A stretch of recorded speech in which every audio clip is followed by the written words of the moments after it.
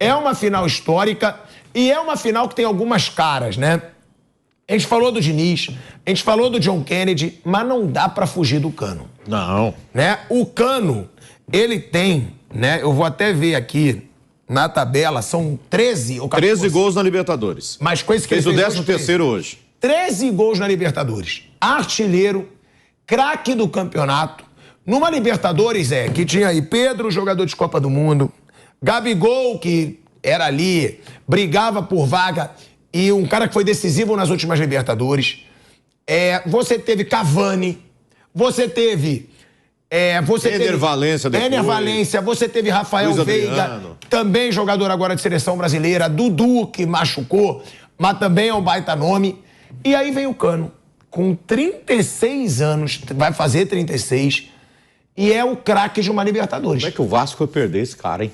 Voltando, hein? De volta à Rádio Jovem Pan, agora na rádio e no YouTube, pra falar do Cano, Zé. Porque entrou no Cano esse Boca Juniors. Mais um que foi aí vítima do Cano, o craque dessa Libertadores, né? E engraçado que pra ele não tem jogo menor, jogo maior, ele faz gol, tudo quanto é jeito. E acho que, não sei se o Flávio que destacou, assim, ele não precisa tocar 2 vezes na bola para fazer um gol. Sobrou, ele bate. E bate e bota lá dentro, né? O gol mesmo hoje, bola tocada na área. E ele tava buscando, tava tentando. Teve uma bola que ele arriscou. Eu falei aqui no começo do programa. Ele pega a bola de primeira, ele não domina, ele não faz nada. Não tem frescura, a bola vem, firula. Não é o primeiro gol. Ele sempre faz isso. A bola caiu no pé dele, seja o direito ou seja o esquerdo, ele bate. Como é bom ter um centroavante assim, né? E ele, apesar de ter 35 anos, quase 36 anos, é um jogador que tem mobilidade, que corre. E hoje, especialmente, se entregou durante os 120 mais acréscimos até o último minuto da prorrogação. Se entregou, correu tudo que podia e que não podia, fez o L duplo 2 vezes, do Lourenço e da Lionela, né? Homenagem ao Lionel Messi. Cara, que centroavante tem o Fluminense? Que centroavante. Fosse um pouquinho mais novo, eu acho que o Scaloni devia pensar nele para a seleção da Argentina. Concorrência lá é meio complicado. Tem muito centroavante bom, o Álvares, um jogador fantástico. Lautaro Martínez, outro jogador. Não dá para ele seleção, cara. Mas se ele fosse um pouquinho mais novo, podia entrar nessa briga. Que jogador fantástico, Cano. Flávio Prado, Germán Cano fazendo história no Fluminense, virando o ídolo aí imortal do Fluminense. E merece muito, né? É o craque dessa Libertadores disparado. Nossa, essa é uma boa colocação, até pelo gol, né? Mas teve tanto... É difícil escolher um cara do... Quando você falou do Marcelo, a minha tendência natural era achar o Marcelo, mas realmente você tem razão, você levantou vários nomes aí, e o Cano será um nome a ser considerado, sim, claro que sim. O último time do Flamengo foi o Pedro, né? Foi. Que é artilheiro. Então, nada mais justo. O Cano, o artilheiro, né? Dessa, com 3 E não gols. tem ninguém assim que se destacou extraordinariamente. Pra você ver, se eu não achasse o Cano, o Romero seria, se o Boca ganhasse. Se o Boca ganhasse, era o Romero.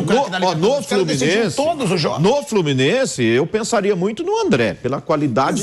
Todo jogo ele jogou demais. Mas não dá pra tirar então, eu sei. Mas o Cano, até pela artilharia, pelos gols decisivos, pelos gols importantes, eu votaria no Cano, mas eu pensaria muito no André. Pra mim não tem nem graça. Eu votaria no Cano de olho fechado. Agora, porque é o decisivo, é o cara que faz os gols. E ainda teve o John Kennedy. Porque o que o John Kennedy foi decisivo nessa Libertadores, ele decidia tudo que é mata-mata. Fala, Flávio. O Cano ele fez 13 gols em 12 jogos, né? Sim. Não é mole. Mas você tem cada história individual, né, que você pode contar. Outro jogador fantástico, o John Arias, cara. O que esse menino fez, né? Nem tanto hoje. Hoje o Keno se destacou pelas assistências e tal, mas o Arias está tendo uma temporada espetacular também, né? Mas o tema é o Cano e merece todos os elogios, né? E o torcedor do Fluminense sabe muito bem disso. O Fluminense também tem essa coisa de ter cada centroavante, né? Cada goleador, cada artilheiro. Mais recente aí o Fred, quantos gols não fez o que não fez o Fred com a camisa do Fluminense? Mais atrás o Washington, né? E a gente citou agora há pouco a dupla, o Assis e o Washington, né? Mas o Cano é um jogador que fica na história do Fluminense porque não é fácil ganhar a Copa Libertadores, principalmente com a bala na agulha, com o investimento que tem o Fluminense. Não é um time que está com um cofre cheio, muito dinheiro. E aí eu vou com o Flávio. Sem o Diniz não ganha. Assim, o Cano é o grande jogador, mas o grande nome da conquista do Fluminense, para mim, é Fernando Diniz. O Fluminense foi campeão da Libertadores graças ao Fernando Diniz. Né? Tem defeitos, não é perfeito, como ninguém é. Né? Mas, assim, graças a ele, o Fluminense foi para essa final e conquistou esse título. Agora, Flávio, você falou um pouco do Cano.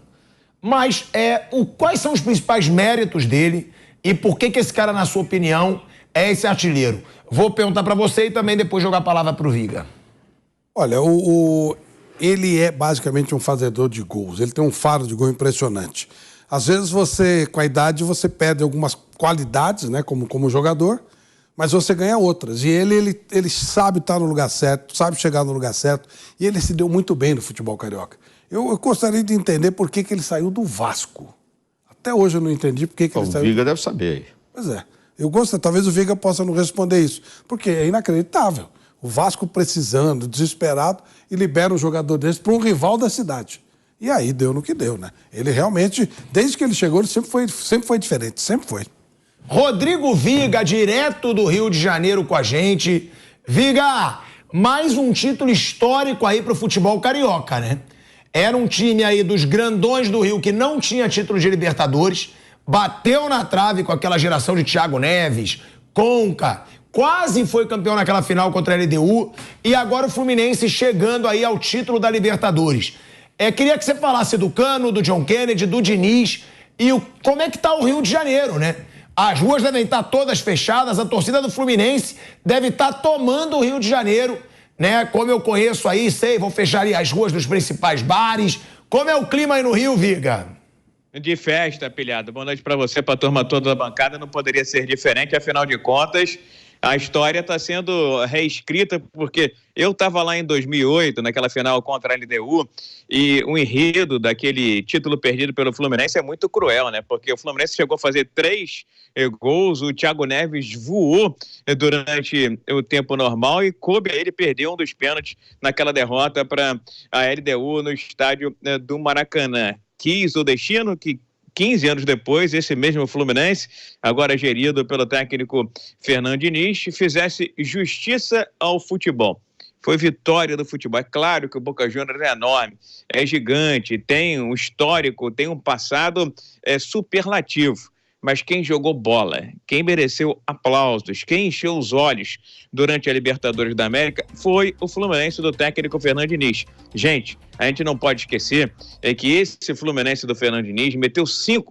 Eu não me lembro de alguém ter metido 5 no River, seja lá, que é muito mais difícil no Monumental, ou aqui no Rio de Janeiro. Botou o River Plate na roda. Fez uma campanha de líder no primeiro turno e foi aniquilando 1 a 1 seus adversários. E quando parecia que ia ser eliminado lá no Beira-Rio, ainda assim conseguiu aquela virada também histórica pelos pés dessa molecada e do Germancano. Germancano não ficou no Vasco por questões mercadológicas, empresariais e também econômicas e financeiras. Entendeu que em um outro clube, esse clube, o Fluminense, poderia ter mais sucesso e mais projeção. Foi uma escolha certa do Germancano. Eu, honestamente, nunca vi na história, viu, pilhado, um técnico ser eleito o melhor da competição. Então, tenho certeza que isso não vai acontecer agora ou vai ser um fato inédito. Mas é claro que o técnico Diniz é um dos grandes artífices responsáveis por esse grande título histórico do Fluminense. O John Kennedy, rapaz, é uma história de vida, uma história pessoal que precisa ser contada como exemplo para muitos garotos que emergem, brotam, se perdem no meio do caminho e não conseguem dar a volta por cima, diferentemente do que aconteceu com o John Kennedy. Agora, o nome do Fluminense nessa competição, embora o conjunto seja vitorioso, o Nino jogou muita bola, o Samuel Xavier jogou muita bola, o Keno jogou muita bola, o André é enorme, é gigante, defendo o André hoje como titular da seleção brasileira para fazer aquela transição na saída do Casemiro. Agora, quem foi o nome do Fluminense nessa Libertadores da América foi o Germancano. Fez gol de tudo que a gente... Eu costumo dizer que o Cano faz gol até dormindo, azar dos adversários, sorte do Fluminense. Parabéns, Fluminense. Eu estava torcendo o Fluminense, porque o Fluminense é o Rio de Janeiro. O Rio de Janeiro é o Brasil. E com todo o respeito aos demais, que fiquem com dor de corno, com dor de cotovelo, olhem para dentro e vejam o planejamento, o projeto do Fluminense, que foi construído com menos de 30 milhões de reais. Dinheiro, pilhado, só para fechar, não é sinônimo de sucesso. Já diria o PSG, que chegou a ter Mbappé, Messi e Neymar. O Fluminense se preparou com contratações que custaram menos de 30 milhões de reais e conquistou agora um chequinho da Libertadores da América de 21 milhões de dólares, mais de 100 milhões de reais. Parabéns, Fluminense, vitória do futebol, Rio de Janeiro em festa, nas cores verde, branco e grená, merecida conquista do tricolor nas Laranjeiras, porque foi muito mais time que o Boca Juniors durante essa Libertadores de 23, viu, pilhado? Olha aí, ó, o Viga lembrou um detalhe realmente importante, 21 milhões de dólares. É o que embolsa aí o Fluminense. Mais de 130 milhões de reais no total. 136, pelo que eu li. 136 milhões de reais. Agora, eu acho que a gente tem que falar também, né, desse dado que o Viga trouxe, que são 21 milhões de dólares. Cerca de 135 milhões de reais é o que o Fluminense vai ganhar pela conquista desse título da Libertadores. E aí, né, Zé, é um dinheiro que pode fazer a diferença para o ano que vem. Que a gente fala, o Fluminense talvez não tenha poder financeiro para brigar de igual para igual. O Flávio mesmo falou no ano que vem contra Palmeiras, Flamengo, que como foram frustrantes nesse ano, né? O Palmeiras ainda não. O Palmeiras pode ser campeão brasileiro. Flamengo é uma vergonha. Flamengo é uma várzea esse ano e vai precisar fazer alguma coisa. Agora, é um Fluminense que vai ter esses grandes nomes que já tem. Dificilmente a maioria deles vai sair. E que vai ter Nino e André. Esses dois podem deixar o Fluminense. O André deve sair. E o Nino me parece que é uma promessa da diretoria que já era para ele ter saído, mas aí convenceram ele a ficar para disputar essa Libertadores e prometeram que chegando proposta ele seria liberado para a próxima temporada, né? E o André, que é um jogador que tem mercado espetacular. Então, tem essa premiação, esses 136 milhões. Tem o que ele vai ganhar, né, para participar lá do Mundial, não é verdade? Já vai cair uma grana também, né? E com o título da Copa Libertadores, tem Recopa também, ou seja, um título traz ganhos. É uma coisa que os clubes começaram a contar no futebol brasileiro, é contar com dinheiro de premiação. Você tem patrocinador de camisa, você tem o dinheiro da televisão e você tem dinheiro da premiação. Os principais campeonatos pagam bem em termos de premiação. A Libertadores, ali para o campeão, paga bem. A Copa do Brasil. Campeonato Brasileiro já é uma coisa diferente. Tem também o dinheiro da premiação, mas principalmente tem aquele dinheiro mensal, né? Que é o que sustenta basicamente ali as equipes, né? O dinheiro vai ajudar sem dúvida alguma. E eu só queria falar uma coisinha do Cano, que você perguntou mais cedo, eu estava dando uma olhada aqui, já é o terceiro clube seguido que ele faz gol pra caramba. No Independiente Medellín, que foi o clube anterior ao Vasco, ele se tornou o maior artilheiro da história do Independiente Medellín. No Vasco fez aquele montão de gols e agora no Fluminense nem se fala. Acho que no Nacional também ele tinha feito uma boa quantidade de gols. Mas nos últimos 5 anos, né, ele chegou acho que em 2018 lá no Independiente. Então, nos últimos 5 anos, dos 30 para frente, acho que ele achou algum atalho ali, viu? Quando fez 30 anos, ele falou assim, puta, eu descobri que se eu for por aqui eu vou fazer mais gol. Descobriu uns atalhos ali, tá metendo gol adoidado. Bom, Flávio. Sobre o Cano? Eu já falei, mas falo de novo. Não, sobre o dinheiro. Os 21 milhões de dólares. Os 21 milhões de... Eu tava falando com... Não, é melhor não dizer que você... Tava falando com um amigo. Fernando Diniz. Treinador? Quase isso. Quase. O que você falou perto. com ele? Não, tava falando com a família dele, não com ele exatamente, mas não é muito perto. E confesso que deu uma... É legal, né? A família tá muito... Claro. Imagina a família. Imagina a família. Esse cara já foi... O cara, ele quando ele sai do São Paulo, ele vai pro Vasco, não foi? Quando ele fica ali um tempo sem emprego, cara, muita gente falava, será que o Fernando Diniz não vai voltar? Porque tentaram queimar ele muito, né? Muito. E aí o cara se recuperou e agora virou técnico de seleção brasileira e campeão de Libertadores da América. E assim, eu tenho o privilégio de conhecer bem a família dele, a história dele, né? De onde o cara veio e chegar onde chegou, contra toda a adversidade que ele teve, por ter ideia diferente, só pensar diferente, né? O Fernando Diniz nunca fez nada de errado. Simplesmente ele pensa o futebol de uma maneira diferente dos outros. Então ficou uma coisa meio maluca, né?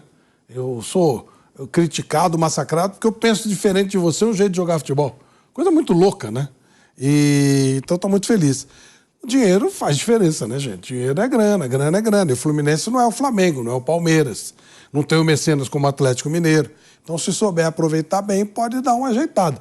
Eu lembro que o Argentino Júnior, tem nada a ver uma coisa com outra, mas tem. Quando ele vendeu o Maradona pro Boca, ele levantou uma grana que fez com que ele, anos depois, fosse campeão da Libertadores e até hoje seja um dos clubes mais estabilizados da Argentina. Então, se você souber investir bem um valor desse, porque aí o ano que vem tem aqueles torneios internacionais, tem Recopa, tem Mundial, vai entrar uma bala, vai entrar um dinheiro muito alto aí, no ano que vem, em cima desse jogo. Então não é só... Está mais valorizado pelo título. E mais valorizado pelo título. Vai vender jogadores com custo maior, enfim, né? Ô, Viga, a gente falou aqui, né, do John Kennedy também, do Fernando Diniz, do Cano. Eu queria que você falasse desse garoto, né? Que foi um garoto que teve aí problemas fora de campo, teve problemas disciplinares, foi emprestado, foi pra Ferroviária aí de São Paulo, se destacou. O que falar do John Kennedy pra esse futuro? Porque o moleque foi o herói do título.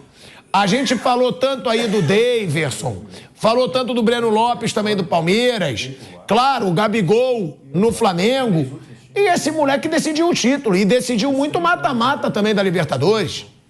Ele foi um urso, né? Foi um gigante nessa Libertadores da América. A gente fica feliz quando essa história ela é reeditada ou recontada com um final alegre, com um final feliz, né? Afinal de contas, ele, quando brotou lá em Xerém, todos já diziam: esse vai dar bola, esse vai ser profissional, vai subir e vai arrebentar. E aí entrou para o chamado descaminho da vida e coube ao Fluminense entender que tinha uma joia que precisava lapidar. Poderia ser um Fluminense cruel, o que não é histórico do Fluminense, tem a melhor base do futebol brasileiro em Xerém, e entendeu que ele precisava de um apoio, precisava de um suporte. Foi lá, resgatou o rapaz, conversou, trabalhou o lado psicológico, trabalhou o lado emocional, emprestou para a Ferroviária, ele arrebentou na Ferroviária e entendeu que era hora de reintegrá-lo ao grupo, cheio de dedo, cheio de tato. Um baita de um jogador, muito torcedor queria ele hoje, já de cara, no lugar do Martinelli, mas aí ia descaracterizar o time, a modo de jogar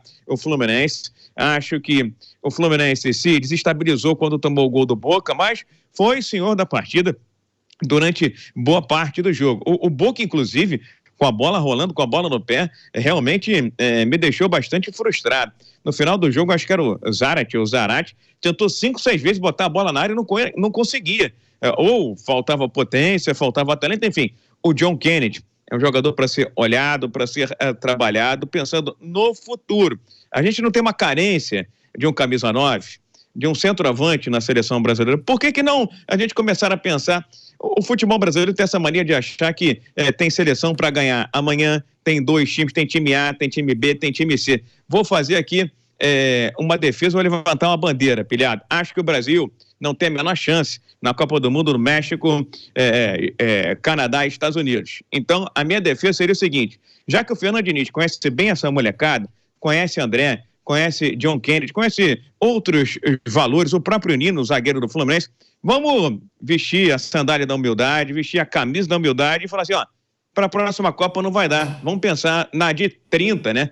Pensar na Copa do Mundo, vislumbrando Espanha, Portugal e Marrocos, porque a próxima o Brasil tende a se frustrar. E começar a pensar na Copa de 30 é pensar nesses jovens valores que estão brotando. No André, no Nino, naquele menino aqui do Palmeiras que foi para a Europa, no Danilo, no João Gomes. São vários. Tem o Hendrick, você tem o Vitor Roque. A gente tem que pensar no futuro um pouco mais longo, não ser curto prazista, porque se for curto prazista, a gente vai se frustrar mais uma vez, pilhado. Adoro o John Kennedy e adoro o trabalho também que foi feito com esse menino, que poderia ter se perdido no descaminho, mas como o Fluminense fazer todo esse trabalho de protegê-lo, de blindá-lo para brilhar justamente no momento da glória eterna, na conquista da Libertadores da América. Um baita jogador que o futebol brasileiro está caçando por aí, um centroavante, por que não pensar no John Kennedy no futuro próximo?